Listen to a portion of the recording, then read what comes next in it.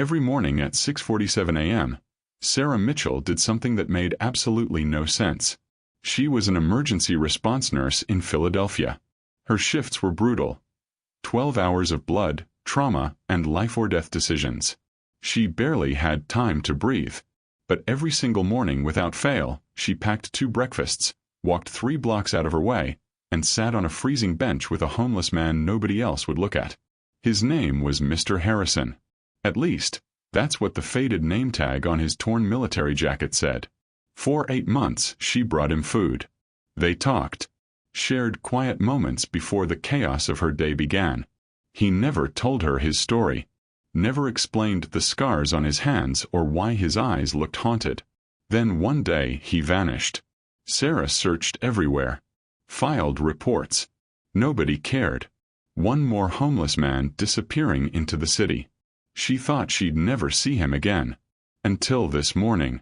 3 black SUVs with military plates pulled up outside her apartment building. Officers in full dress uniforms stepped out, medals gleaming in the early light. They walked straight to her door. And what they were about to tell her would turn everything upside down. Welcome to Echoes and Endings.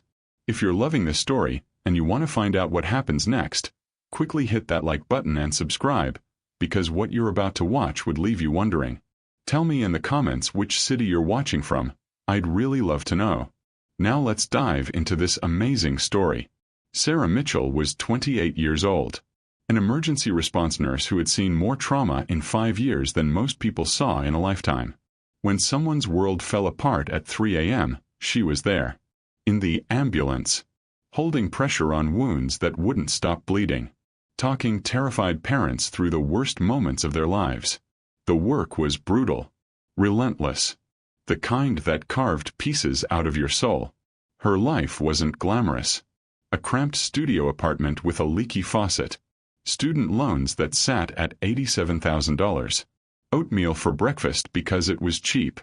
Double shifts because rent didn't pay itself. But Sarah had learned something important from her grandmother before she passed. Kindness doesn't require wealth.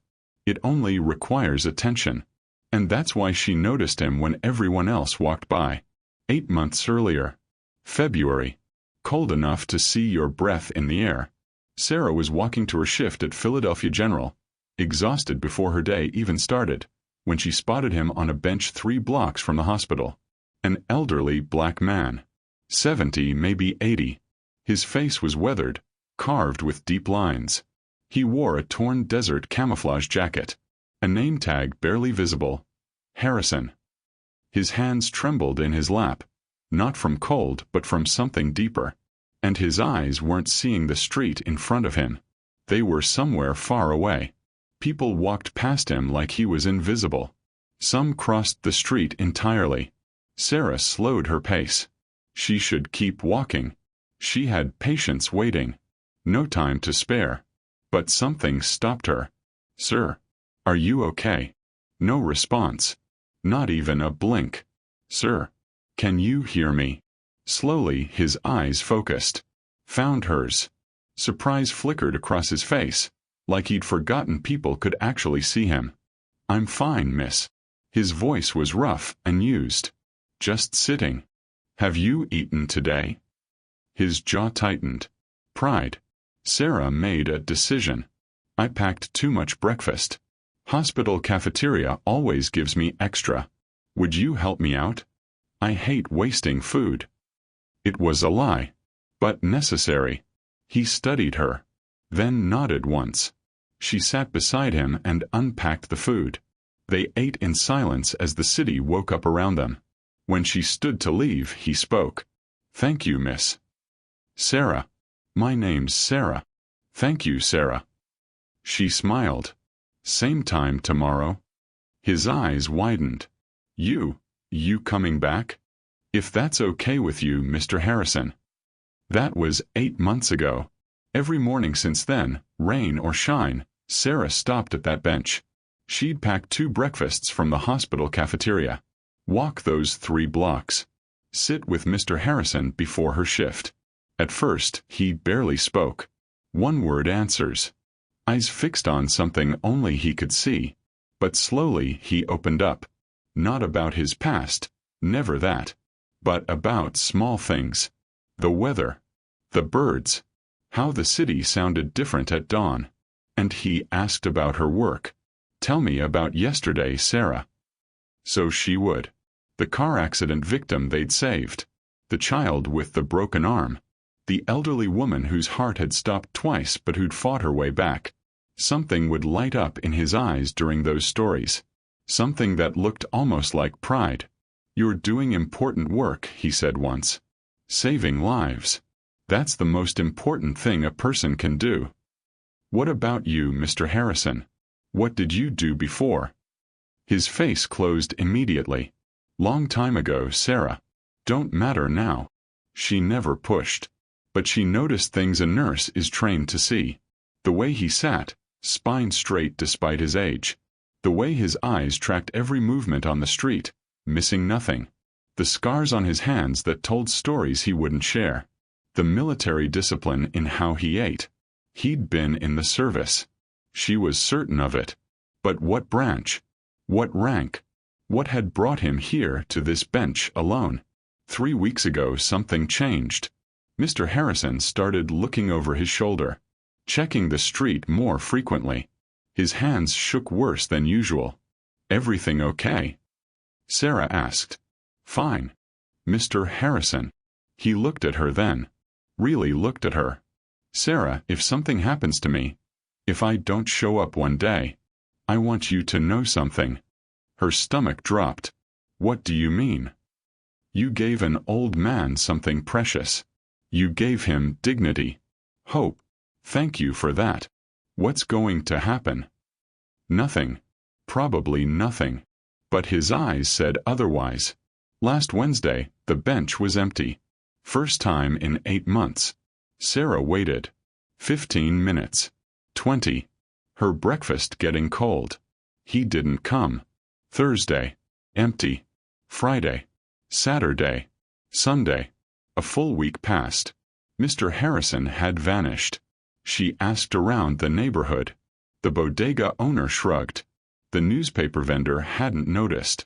Nobody knew. Or nobody cared enough to remember one homeless man among many. Sarah filed a missing person report. The officer barely looked up. Ma'am, homeless individuals move around. I'm sure he's fine. He never missed a day. Not once. I'll note it in the system. But Sarah knew what that meant. Nothing would be done. She couldn't sleep. During her shifts, she'd find herself thinking about him. Where was he? Was he hurt? Alone somewhere? Yesterday morning, she went to the bench one last time. Still empty. She sat down anyway. Unpacked both breakfasts like always. Ate alone. And cried. Just a little. Then she went to work. Saved 3 lives. Went home. Fell asleep wondering if she'd ever know what happened to him. Which brought her to this morning. 6:45 a.m. Sarah was pulling her hair into a bun, getting ready for another shift, when she heard engines outside. Deep. Authoritative. Multiple vehicles. She walked to the window. 3 black SUVs sat directly in front of her building. Military plates. Doors opened. 4 officers stepped out in full dress uniforms, the kind worn for ceremonies or death notifications. Medals gleamed on their chests. They entered her building. Sarah's heart began to race. This was about Mr. Harrison. It had to be. Footsteps in the stairwell. Getting closer. Then a knock. Firm. Official. She opened the door. A lieutenant colonel stood there. A black woman, maybe 50, with an immaculate uniform and an unreadable expression. Sarah Mitchell. Yes. I'm Lieutenant Colonel Regina Barnes, United States Army. May we come in? Sarah stepped back. The 4 officers entered, filling her tiny studio. Please sit down, Ms. Mitchell, Colonel Barnes said. Sarah sat. Her hands wouldn't stop shaking. What's going on? Is this about Mr. Harrison? Colonel Barnes' expression shifted slightly. You know him as Mr. Harrison? The homeless man on the bench. I've been bringing him breakfast every morning. He disappeared last week and nobody would help me find. Ms. Mitchell. Colonel Barnes raised her hand. The man you know as Mr. Harrison is not homeless. The room seemed to tilt. What?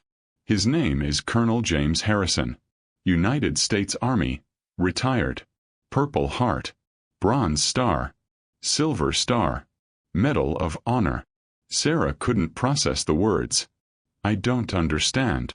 Colonel Harrison has been missing for 3 years.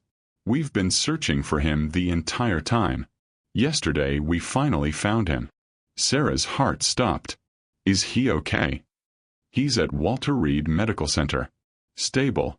Receiving care. Relief hit her so hard she felt dizzy. Thank God. But I still don't understand. Why are you here? Colonel Barnes pulled an envelope from her jacket.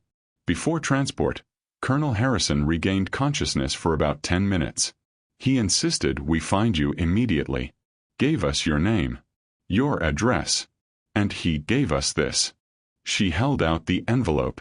Sarah took it with trembling hands. Her name was written on the front in shaky handwriting. What is this? We don't know. He wouldn't tell us.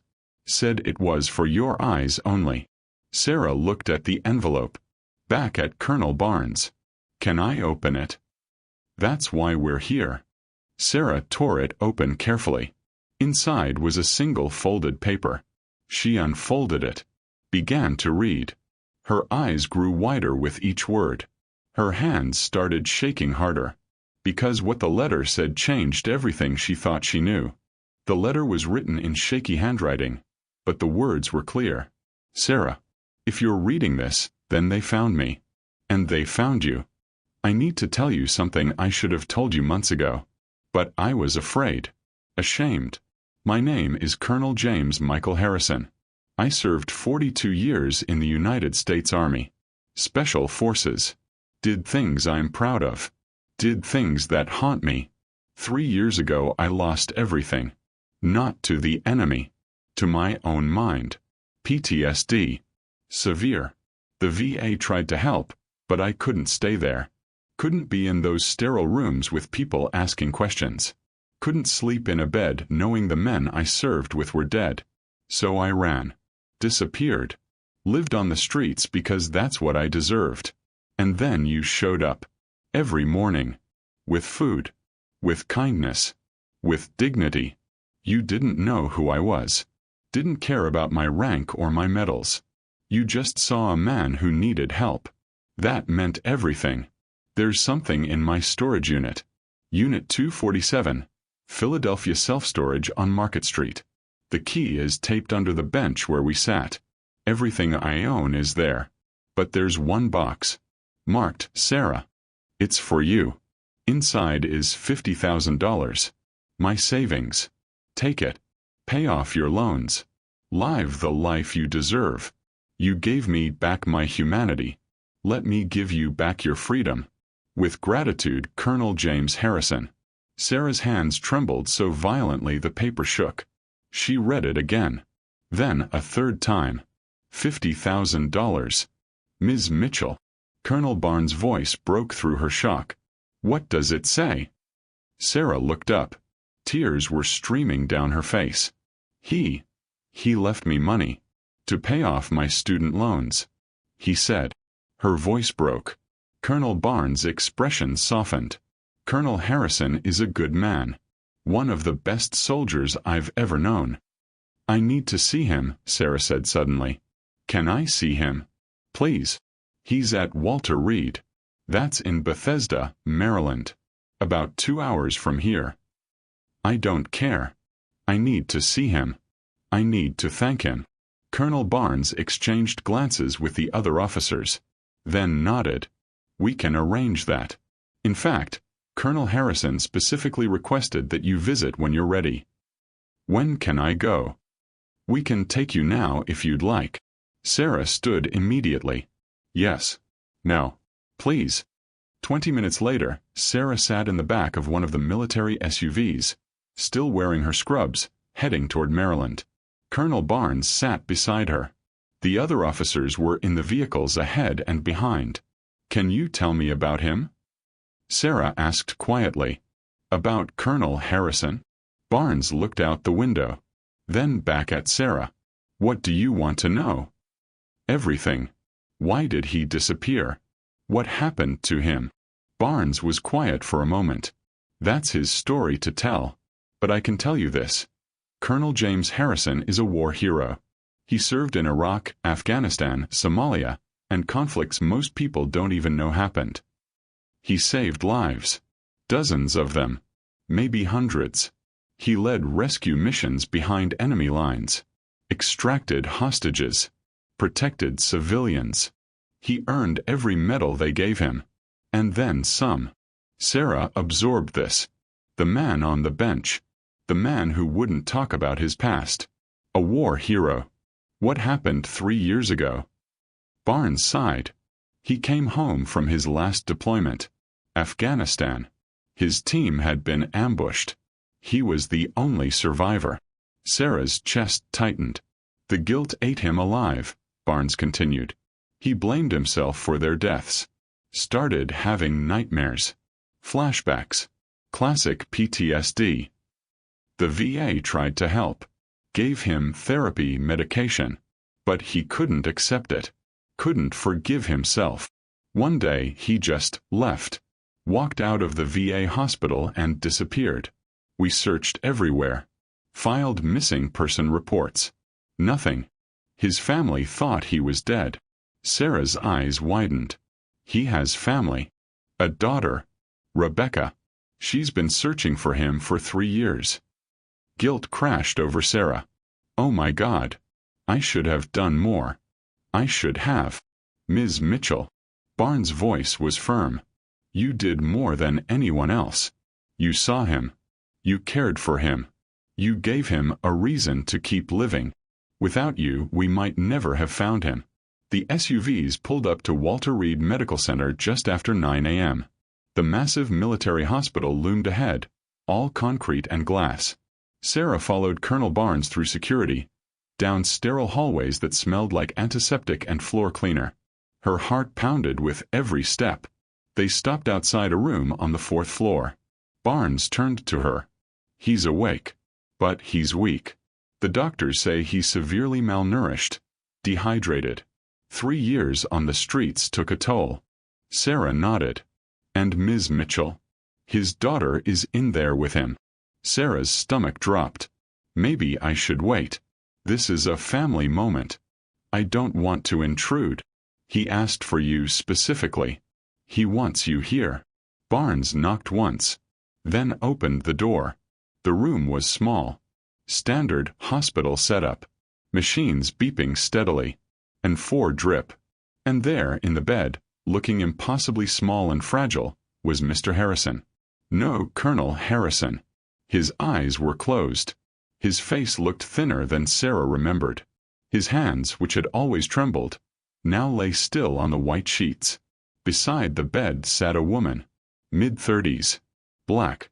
Beautiful. Her eyes were red from crying. She looked up when they entered. Rebecca, Colonel Barnes said gently. This is Sarah Mitchell. Rebecca stood immediately. You're Sarah? Yes. I'm so sorry, I don't want to intrude. I just wanted to. Rebecca crossed the room in 3 steps and pulled Sarah into a tight hug. Sarah stood frozen, shocked. Thank you, Rebecca whispered fiercely. Thank you for taking care of my father. Thank you for not giving up on him. Tears spilled down Sarah's cheeks. I didn't do anything special. I just... You did everything. Rebecca pulled back, holding Sarah's shoulders. You gave him hope. You reminded him he was human. That he mattered. Do you know how long I searched for him? 3 years. 3 years of not knowing if he was alive or dead. And you found him. You saved him. I didn't. Sarah. A weak voice came from the bed. They both turned. Colonel Harrison's eyes were open, looking directly at her. Sarah moved to the bedside. Mr. Harrison. I mean Colonel. Sarah. His voice was rough, but clearer than she'd ever heard it. You came. Of course I came. I was so worried about you." A small smile crossed his weathered face. "I'm sorry. For disappearing. For not telling you the truth. You don't have to apologize. I'm just glad you're safe." He reached out with a shaking hand. Sarah took it gently. "Did they give you the letter?" "Yes." "And I can't accept the money, Colonel. That's yours. You earned it." His grip tightened slightly. "Listen to me. I have no use for money. I have everything I need now. My daughter found me. I'm getting help. But you gave me something more valuable than money. You gave me dignity, purpose, a reason to wake up every morning." Tears rolled down Sarah's face. "You gave me something too. You reminded me why I became a nurse. To help people. To see them. Then take the money. Please. Let me do this one good thing." Sarah looked at Rebecca, who nodded. "Take it. He wants this. He needs this." Sarah looked back at the Colonel. At this man she'd sat with every morning. This war hero who'd lost himself and was just now finding his way back. "Okay," she whispered. "Okay." Over the next hour, Colonel Harrison told his story. The missions. The ambush that killed his team. The survivor's guilt that consumed him. The shame that made him run. "I couldn't face my daughter," he said, his eyes distant. "Couldn't face anyone. I felt like I'd failed. Like I didn't deserve to live when my men died. So I disappeared. Became invisible. Thought maybe if I suffered enough it would balance out." Rebecca held his hand tightly, tears streaming down her face. "And then you showed up," Harrison continued, looking at Sarah. "With your breakfast and your kindness and your stories about saving lives. You didn't see a failure. You saw a person. Just a person who needed help. That changed everything." Sarah wiped her eyes. "I just did what anyone should do. But no one else did. Just you." Barnes spoke from the doorway. "Colonel, we need to discuss what happens next. The Army wants to honor you properly.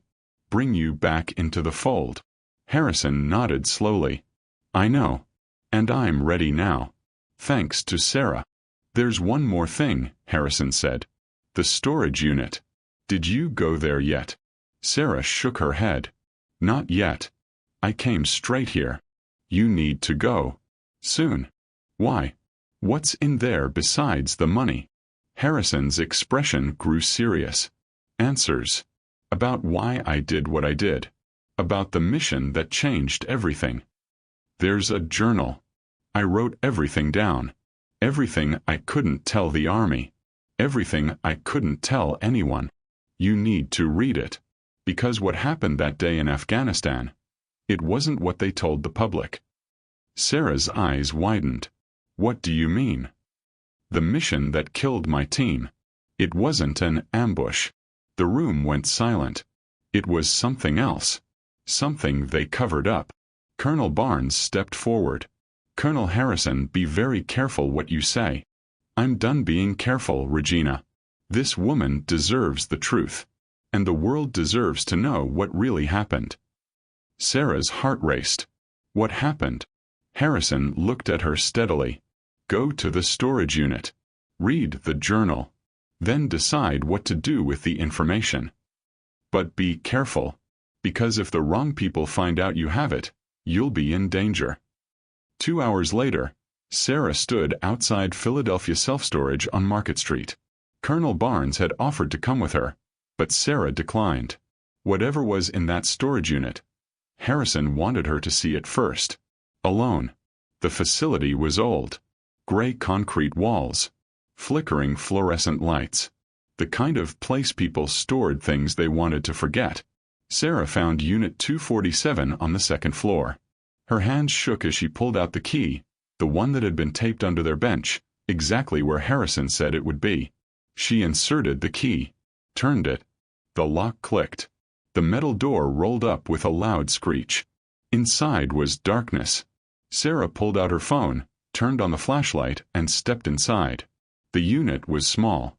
Maybe 10 by 10 feet. Boxes lined the walls, neatly stacked and labeled. Kitchen. Books. Uniforms. The organized remnants of a life abandoned. But in the center of the room sat one box, different from the others. Written across the top in black marker, Sarah. She knelt beside it, lifted the lid. Inside, a thick envelope sat on top. She opened it, counted the bills inside. $50,000. Exactly as promised. Beneath the money, a leather journal. Old. Worn. The edges frayed. And beneath the journal, photographs. Dozens of them. Sarah picked up the first photo. 5 men in military uniforms. Desert background. All smiling. Young. Full of life. She flipped it over.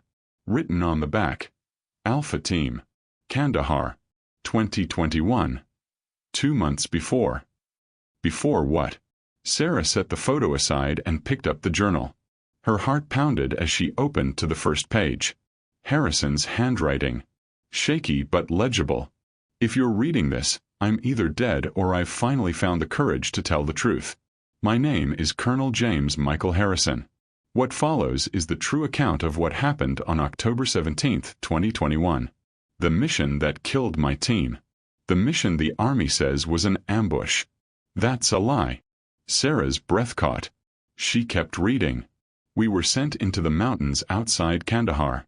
Alpha Team. 5 of us. Mission briefing said we were extracting a high-value target, an intelligence officer who'd been captured by Taliban forces. Standard rescue operation. But when we reached the coordinates, there was no prisoner. There was a weapons cache.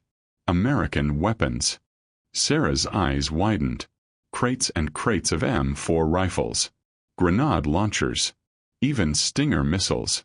All stamped with U.S. military serial numbers. We radioed command. Asked for clarification. Command told us to secure the site and wait for extraction. But my second-in-command, Lieutenant Marcus Webb, he started taking photos. Recording serial numbers. He was smart. Suspicious. Something's wrong here, Colonel, he told me. Why would our weapons be in a Taliban cache? I didn't have an answer. 20 minutes later, we got hit. But it wasn't Taliban. They were American contractors. Private military. Unmarked uniforms. They came in fast. Heavy firepower. No warning. My team tried to fight back. But we were outnumbered. Outgunned. Webb went down first. Then Jackson. Then Rodriguez and Chen. I took shrapnel to my leg and back. Played dead while they confirmed the kills. I heard them talking. Clean it up. Make it look like Taliban. What about the colonel? Leave him. He's done. They left. Took the weapons. Burned the evidence. I survived. Barely. Local villagers found me. Got me to a field hospital. By the time I was stable enough to talk, the official story was already set. Taliban ambush. Heroes killed in action. I tried to tell the truth. Filed reports. Demanded investigations. But the reports disappeared. Witnesses vanished. Evidence was lost. And then I got a visit. 2 men in suits. No names. No badges. They told me to accept the official story. Move on. Retire with honors. Or accidents happen. I had a daughter to protect. So I kept quiet. But the guilt destroyed me. My men died because someone was running illegal weapons. And I couldn't even give them justice. So I ran. Disappeared. Became nothing. Because that's what I deserved. Sarah's hands trembled. She set the journal down. This was bigger than she'd imagined. Illegal weapons. A cover-up. Murder. And now she knew about it. Sarah sat in that storage unit for an hour. Reading. Rereading. Looking through photographs of men who'd died for a lie. Marcus Webb. Smiling in a photo with his young son. David Jackson. Arm around his wife. Carlos Rodriguez. Holding a diploma. Engineering degree. Tommy Chen. Baby-faced. couldn't have been older than 23. Dead. All of them. And the people responsible had covered it up. Were still out there. Still free. Sarah's phone buzzed. A text from Colonel Barnes. "Everything okay? You've been gone a while." Sarah stared at the message. Then at the journal. Harrison had warned her. If the wrong people find out you have it, you'll be in danger. She should walk away. Take the money. Forget what she'd read. Live her life. That was the smart thing to do. But Sarah hadn't become a nurse to play it safe. She'd become a nurse to help people. To save lives. And these men deserved justice. She made a decision. Sarah carefully packed everything back into the box. The money. The journal. The photographs. She carried it to her car and drove straight to her apartment. Once inside, she pulled out her laptop and started researching. Investigative journalists. Whistleblower organizations. People who could help expose the truth. She found a name. David Martinez. Pulitzer Prize-winning journalist known for exposing military corruption. Based in D.C. Sarah composed an email. "Mr. Martinez. My name is Sarah Mitchell. I'm a nurse in Philadelphia, and I've come into possession of evidence regarding a military cover-up involving the deaths of 5 soldiers in Afghanistan in 2021. I have a journal written by the sole survivor detailing what really happened, along with photographs and documentation. I believe the public deserves to know the truth. Can we meet?" She read it 3 times. Her finger hovered over the send button. This was it. The point of no return. She pressed send. What Sarah didn't know was that she wasn't alone. Across the street from her apartment building, a man sat in a dark sedan. Watching. Waiting. He'd been there since she'd left Walter Reed. Following her to the storage unit. Back to her apartment. He picked up his phone and made a call. "She has it," he said quietly. "The journal." She took it from the storage unit. A pause. Then a voice on the other end. "Is she alone?" "Yes." "Good. Don't let her leave. We're sending a team." The man hung up. Adjusted his rearview mirror to keep Sarah's building in view. In her apartment. Sarah had no idea she was being watched. She was too focused on her laptop, refreshing her email every few minutes, waiting for a response from Martinez. An hour passed. Then 2. Finally, at 11 p.m., a new email appeared in her inbox. "Ms. Mitchell, this is extremely serious. If what you're saying is true, we need to meet immediately.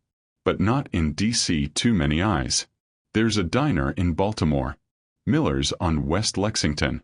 Tomorrow, 10 a.m. Come alone. Bring everything. And Ms. Mitchell? Be careful. People have died for less than this. DM." Sarah read the email 3 times. Her hand shook.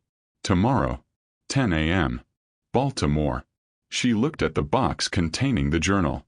The evidence that could expose the truth. And the evidence that could get her killed. Sarah barely slept that night.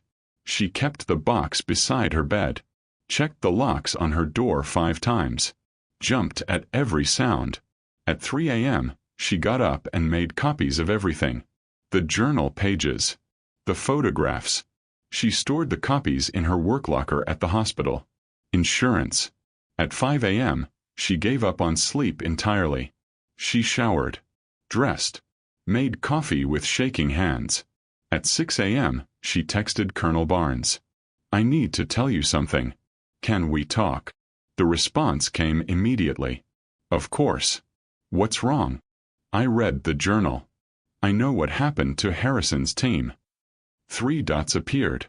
Then disappeared. Then appeared again. Finally. "Where are you?" "My apartment. But I'm leaving soon. Meeting with a journalist in Baltimore." "Sarah, no. Do not go alone. This is dangerous." "I have to. These men deserve justice." "Let me come with you. Please." Sarah hesitated. Then typed. "Okay. Meet me at my place. 8 a.m. I'll be there." Sarah felt slightly better. Barnes was military, but she'd seemed genuinely concerned about Harrison. Maybe she could be trusted. At 7:30 a.m., Sarah grabbed the box and headed for the door. She opened it and froze. A man stood in the hallway. Tall, muscular, wearing a dark suit. Ms. Mitchell. Her heart stopped. "Who are you?" "I'm Agent Reeves, FBI." He held up a badge. "We need to talk about Colonel Harrison." Sarah's mind raced. FBI? How did they know? I don't understand. What does the FBI want with? "Ms. Mitchell, you're in danger. We've been monitoring the situation with Colonel Harrison. We know about the journal." "How do you?" "Your email to David Martinez was flagged. We monitor communications regarding classified military operations." Sarah's blood ran cold. They'd been watching her. "I need you to come with me," Reeves said. "For your own safety." "I'm not going anywhere until Colonel Barnes gets here." Reeves' expression didn't change. "Colonel Barnes is already at our field office. She's the one who asked us to bring you in." A lie. Sarah's nurse instincts screamed at her. Something was wrong. Barnes had texted her 10 minutes ago. She couldn't already be at an FBI office. "Show me your badge again," Sarah said. Reeves held it up. Sarah looked closely. The badge looked real. But his body language was wrong. Too aggressive. Too controlled. Military contractors. Like the ones who'd killed Harrison's team. "I'm not going with you," Sarah said firmly. Reeves' friendly expression vanished. That wasn't a request. He stepped forward. Sarah slammed the door and locked it. Her heart hammered. She heard him on the other side. "Ms. Mitchell, don't make this difficult." She ran to her window. Second floor. Too high to jump safely. She grabbed her phone. Dialed Barnes. "Sarah. I'm almost there. What's?" "There's a man at my door claiming to be FBI. Says you sent him. But you didn't, did you?" "What?" "No." "Sarah, get out of there. Now." A loud crash. Her door shook. He was breaking it down. "I can't. He's blocking the only exit." "Fire escape. Your building has a fire escape in the back." Sarah ran to her bedroom window. Threw it open. There, a metal fire escape. Rusted but intact. Another crash. The door was splintering. Sarah grabbed the box, climbed through the window, and started down the fire escape. Her feet clanged on the metal stairs. Below, the alley was empty. She reached the ground and ran. Behind her, she heard the window open. Footsteps on the fire escape. He was following. Sarah ran through the alley, clutching the box.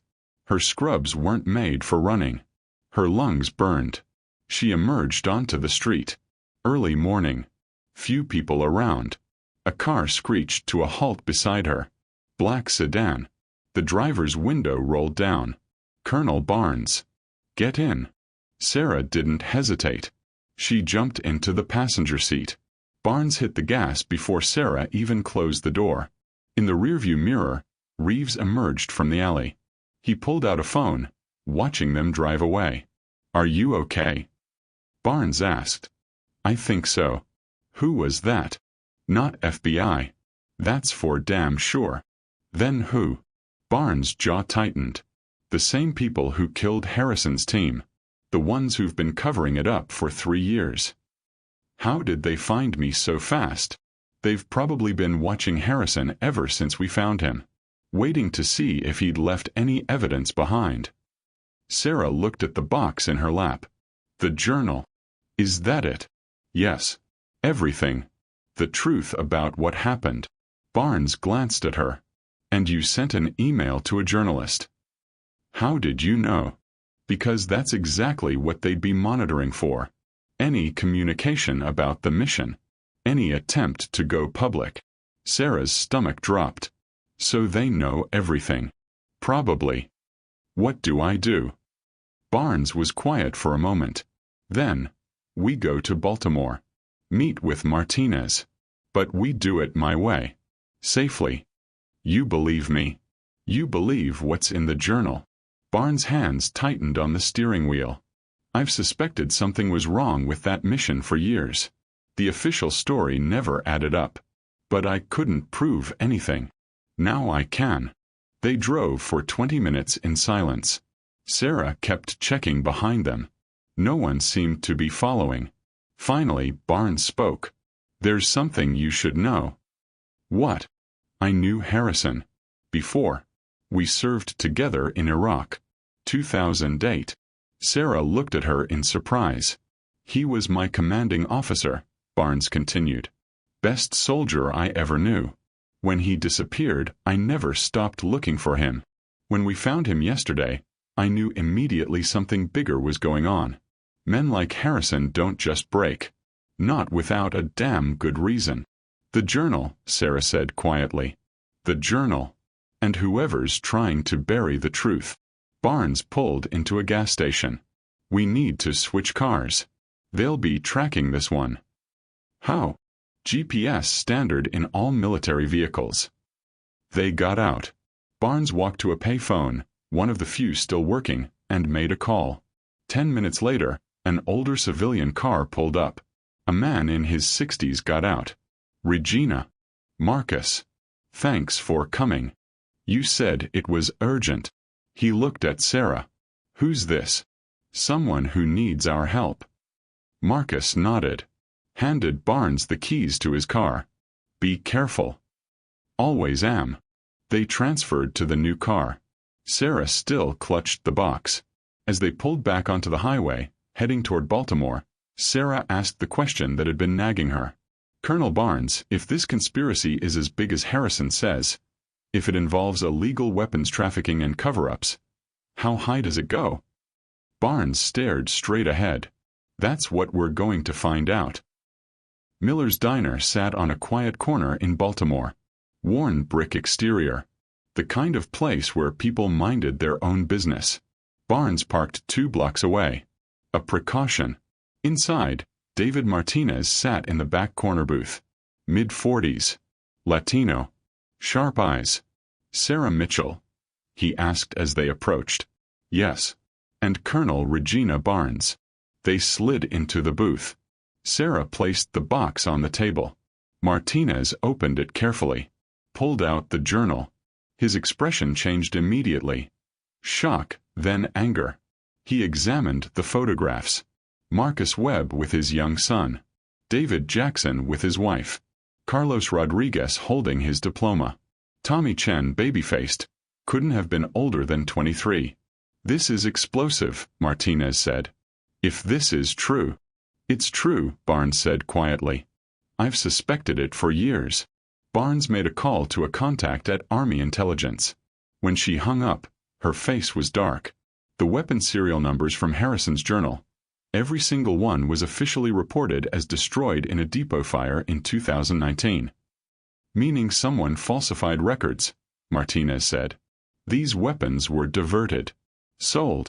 This isn't some rogue soldier, Barnes added. This is organized. High-level access. Martinez finished photographing everything.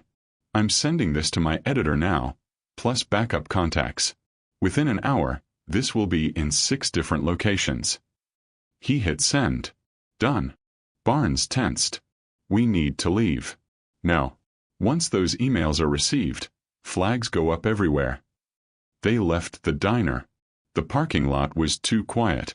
Then Sarah saw them. 4 black SUVs. Surrounding the area. Men stepped out. Dark suits. Weapons visible. Run. Barnes shouted. Too late. The men moved quickly, cutting off all exits. One stepped forward. Older. Gray hair. Cold eyes. Colonel Barnes. Ms. Mitchell. Mr. Martinez. You'll need to come with us.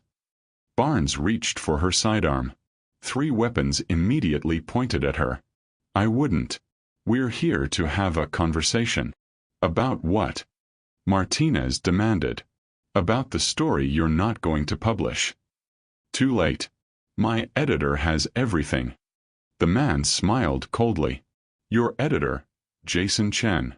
Lives in Arlington. Has a wife, Lisa, and 2 daughters, Emma and Sophie, ages 8 and 6. Martinez's face went white. We've been watching all of you, the man said, showing them photographs. Martinez's editor's family, Barnes' elderly mother, Sarah's co-workers at the hospital. We know everyone you care about. Sarah felt tears of rage. Those soldiers deserve justice. Those soldiers are dead. Nothing will bring them back. But many more people will die if this story goes public. You have 30 seconds to decide, the man said. Then we start making calls. Sarah's mind raced. There had to be a way out. Then she remembered Harrison's words. The evidence isn't just in writing. It's in the weapons themselves. If you're so confident you can bury this, Sarah said, why are you here? Why threaten us?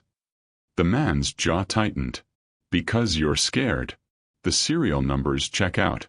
Even if you hurt people we love, the truth will still come out. You can't kill everyone. The man pulled out a gun, aimed it at Sarah. But we can kill you 3. Right here. Time slowed. Then, sirens. Multiple vehicles screeched into the parking lot. Real FBI. A woman in a dark suit stepped forward, badge high. Federal agents. Drop your weapons. The contractors froze. Agent Morrison, the gray-haired man said, this is a misunderstanding. Save it. We've been investigating your operation for 6 months. Arrest them all. Within seconds, the contractors were in handcuffs. Morrison turned to Sarah, Barnes, and Martinez. Are you 3 all right? How did you know? Barnes asked. Morrison showed them an email on her tablet. From Colonel Harrison. Sent yesterday from Walter Reed. He'd tipped off the FBI. Told them about the meeting. Asked them to protect Sarah. Even from his hospital bed. Harrison had been protecting her. 2 hours later, they sat in an FBI field office giving statements. Morrison examined the journal. This is the biggest military corruption case I've seen in 20 years. With this evidence, we can prosecute everyone involved. What about the threats? Martinez asked.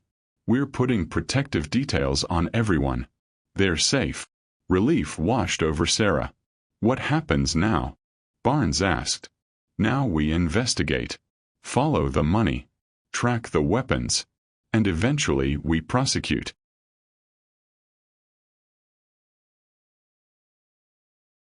That evening, Sarah returned to Walter Reed. Harrison was sitting up clearer-eyed.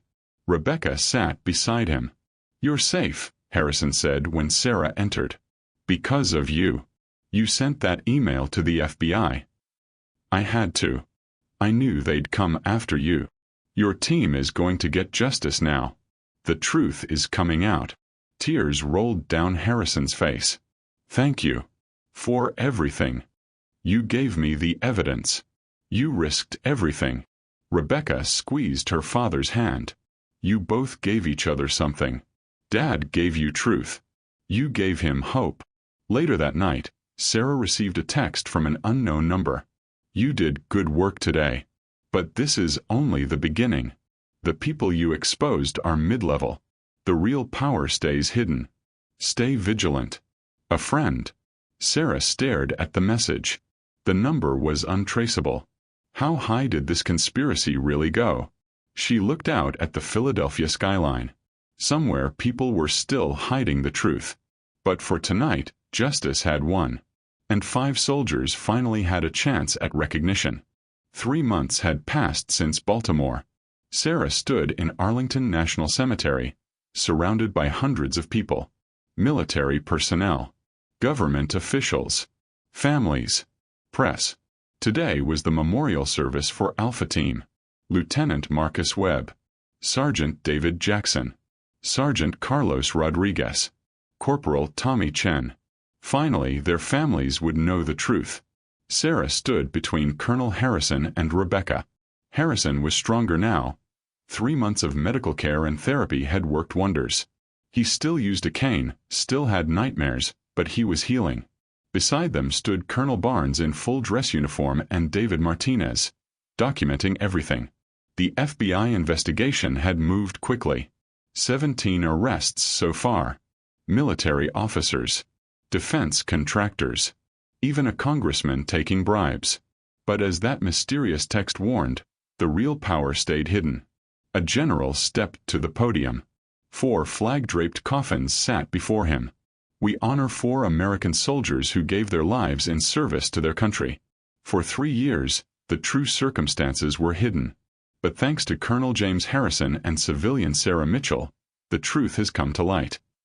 The crowd applauded. These men died not in combat with enemies, but because of corruption within our own ranks. They died as heroes. Today, we posthumously award them the Soldier's Medal for heroism. One by one, families were called forward. Marcus Webb's 14-year-old son accepted his father's medal with tears streaming down his face. David Jackson's widow clutched the medal to her chest, sobbing. Carlos Rodriguez's elderly parents held each other. Tommy Chen's younger sister whispered, "Thank you." Sarah wept openly. Harrison put a hand on her shoulder. "You did this." "We did this," Sarah corrected. "Together." After the ceremony, Sarah spoke with each family. Listened to their stories. Marcus Webb's son asked, "Did my dad suffer?" Sarah thought about Harrison's journal. Webb had been shot first. Quickly. "No," she said gently. "It was fast." The boy nodded, finding comfort. Martinez approached later. "My article runs tomorrow. Front page. The full story." "You're not scared?" Martinez smiled grimly. "Terrified. But it's the right thing. And Morrison's given me excellent security." "What about you?" Martinez asked. "What's next?" Sarah looked at Harrison talking with the families. "I'm going back to work. Back to the ambulance. Back to saving lives. That's it. That's everything. I'm a nurse. It's who I am." That evening, Sarah visited Harrison at his new apartment, a small place Rebecca had helped him find. "How are you feeling?" Sarah asked. "Better. Some days are harder. But I'm not running anymore. You saved lives by telling the truth. I ended 4 lives by not acting sooner. You were threatened. You did the best you could." Harrison was quiet. "I'll spend my life wondering if I could have done more. But I'll also spend it grateful you showed up every morning. You reminded me I still mattered." Sarah's eyes filled with tears. "You reminded me why I became a nurse. To see people." "We saved each other," Harrison said. "Yeah, we did." A week later, Sarah received a package. No return address. Inside was a burner phone with a single text. "The 17 arrested are small fish. The real architects remain untouched." 3 names. Senator Richard Caldwell. General Marcus Stone. CEO Victoria Lang. They ordered the hit. They've run illegal arms sales for a decade. Worth billions. Evidence is being delivered to Morrison now. The truth will come out. All of it. Stay safe. Sarah Mitchell. A friend. Sarah's hands trembled. She immediately forwarded it to Morrison. Morrison called within minutes. "Where did you get this?"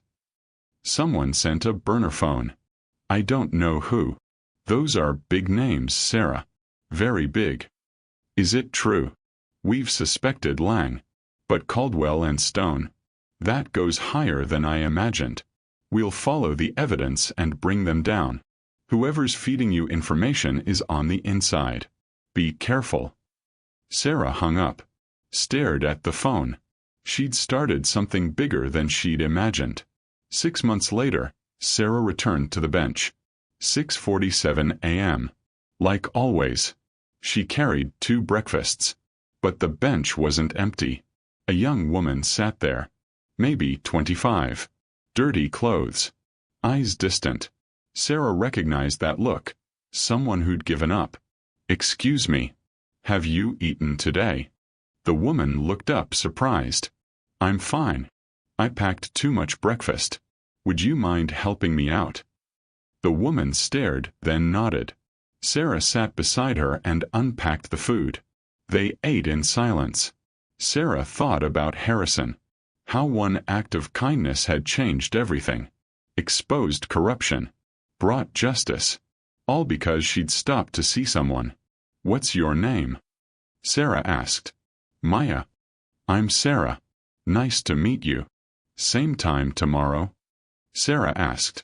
Maya's eyes widened. "You're coming back? If that's okay." A small smile crossed Maya's face. "Yeah, that's okay." 3 months later, David Martinez published a second piece exposing Senator Caldwell, General Stone, and Victoria Lang. All three were arrested. Colonel Harrison testified before Congress about military corruption, leading to new reforms.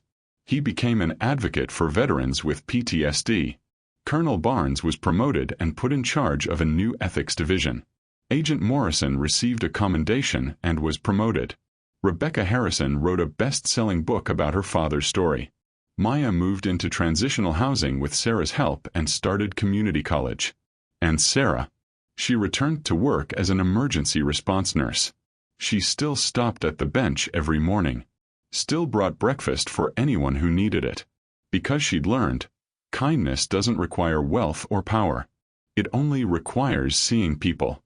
And sometimes one small act of compassion can change the world. Sometimes the smallest acts create the biggest ripples.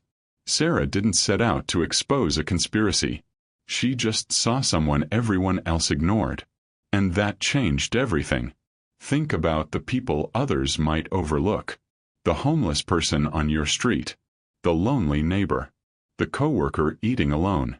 Sometimes all they need is someone to see them. You might not expose a conspiracy, but you might save a life. And that's everything.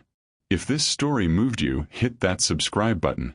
We share real stories about real people making real differences every week. Check out our playlist for more inspiring stories. Tell me in the comments.